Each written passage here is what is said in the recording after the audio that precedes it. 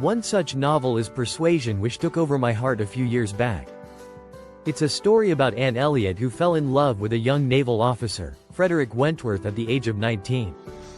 However, Anne was persuaded by her father, too self-contained, and a family friend, Lady Russell, too sensible, that Frederick, who had nothing but himself to recommend and no hopes of attaining affluence, wasn't a good suitor for a lady of her birth, beauty and mind.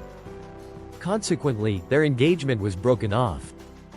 However, 8 years have passed, and Anne, now 27, too old for marriage in those days, still hasn't gotten over Frederick, who's now Captain Fredrick Wentworth and has amassed great fortune in the war.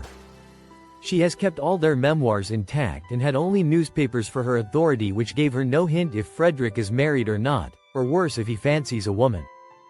Frederick, unmarried, has now returned from the war and plans to settle down. He despises the feebleness of Anne's character and how she could be so easily persuaded. How she gave him up to oblige others, something his own confident personality could not endure. Little does he know, Anne has never fancied a man other than him, and Anne's past doing wasn't a selfish caution but for Frederick's good. However, Frederick may now have gotten involved with Louisa Musgrave. But is that the truth? Is he not in love with Anne anymore? Will Anne ever get a second chance to become Lady Wentworth?